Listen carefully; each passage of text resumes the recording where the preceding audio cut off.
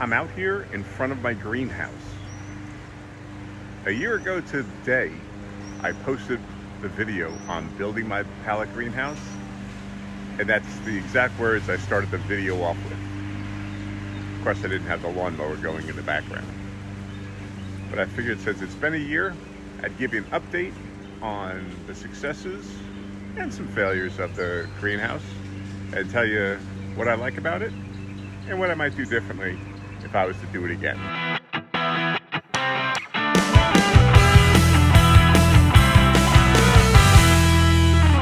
I decided to wait till the next day to continue videoing because my neighbor decided he was going to be all night cutting his lawn.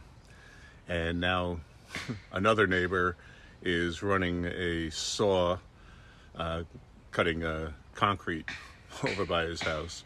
So it might get noisy again. You can hear the hammering going on right now. But I'm starting out inside the greenhouse, and I figure a lot of people have more interest in seeing what's going on there. So I'll start up here, and I'll note from the get-go that everything's a little messy in here. This is my potting area, as you can see. I took a tray to mix some cement in that I had laying around, and I'm using that as my potting tray. Just a couple of things that I use regularly. Got my pots, some tools, labels, things like that that I keep nearby to have them at the ready. One of the things that I would do differently is install the shelf underneath the top table, as I had said I was going to do but never did. And of course, have the one shelf in over here. It's got some materials that I use regularly. I had some fertilizers and soil amendments kept under there, but watering on top. I was worried it would actually go into the bags and stuff.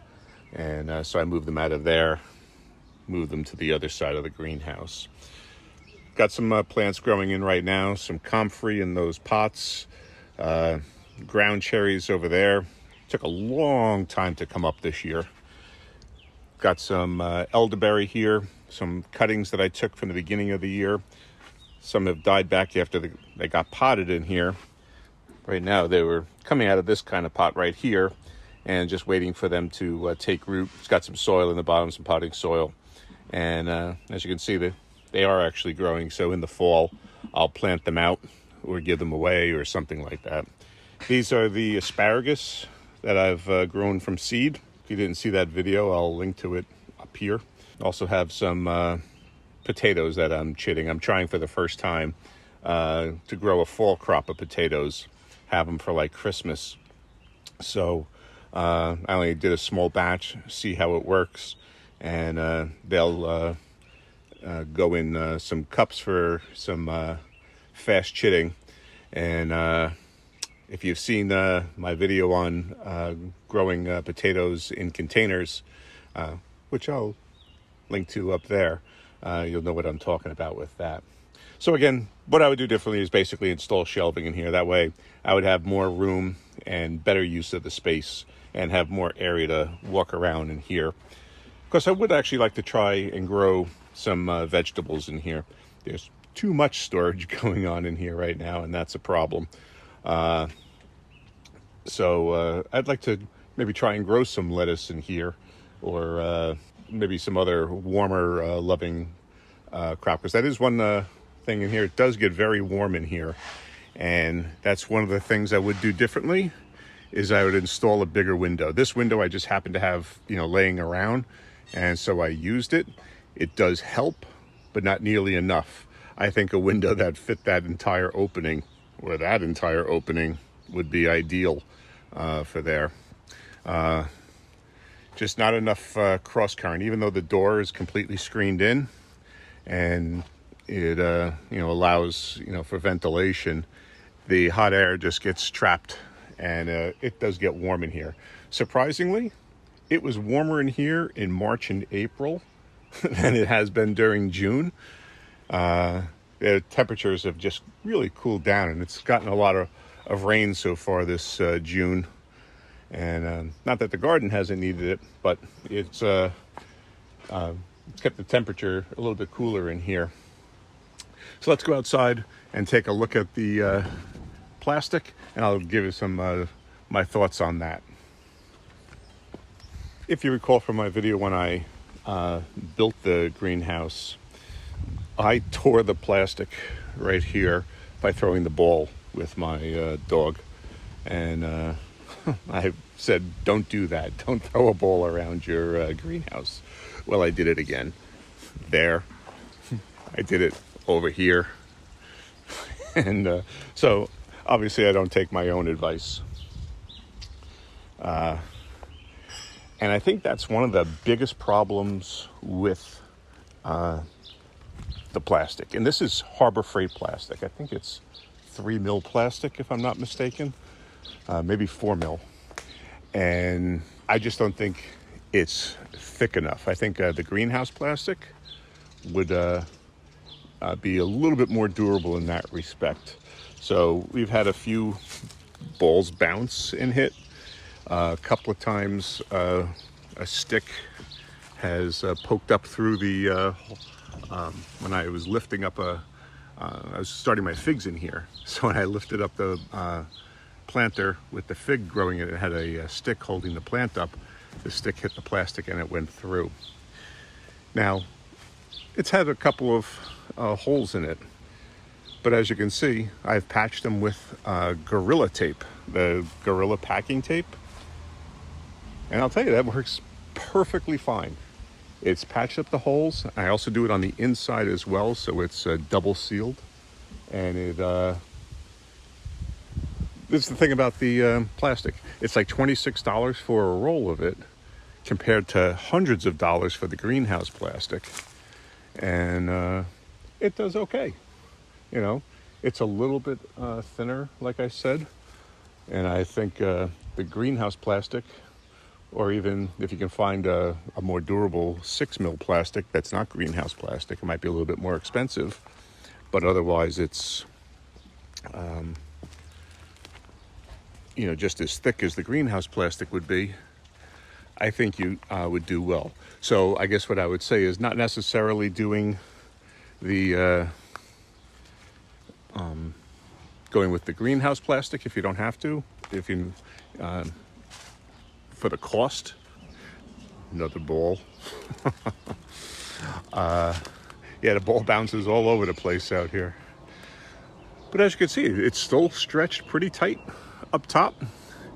Back here is where, you know, in the wintertime before I put the extra clips on the hoop, it had pulled in, so it's not as tight as it originally was. So obviously I would do that when I pulled the plastic. I would do a little bit better job in that respect.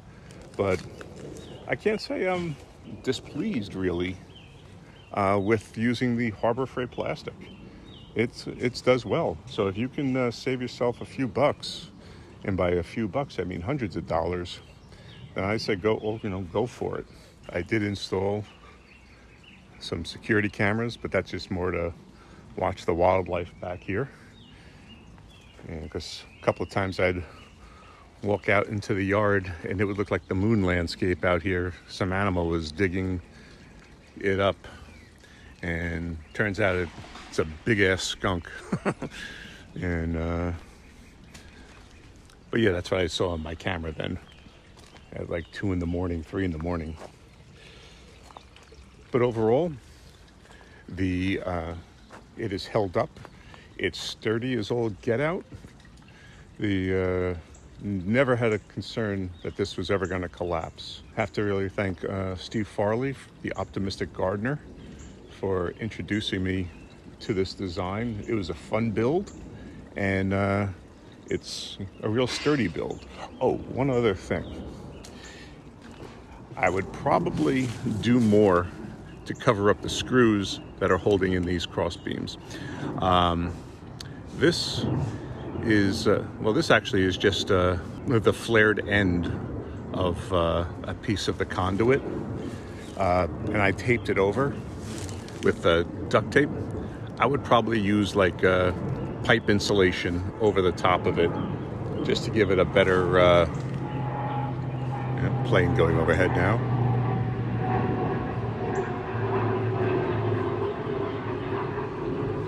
Got all kinds of whatnot going on here. But yeah, it just that not that there seems to have been any risk of tearing, but to ensure that nothing like that happens, I would use pipe insulation. On the top, I'm not sure if you can see, I'll zoom in, and that is where a screw is going down through the pipe into the 2x4 ridge beam. That is also covered with duct tape, but I would definitely use pipe insulation over that. I don't think the duct tape is enough, and it does look like it wants to tear. It has. That's the neighbor's dog getting mounted by their other dog. Anyway, not that it has torn, but it looks like it wants to. And I mean, the plastic is stretched pretty taut over the top of it, and it hasn't torn. So maybe I'm making more out of it than needs be.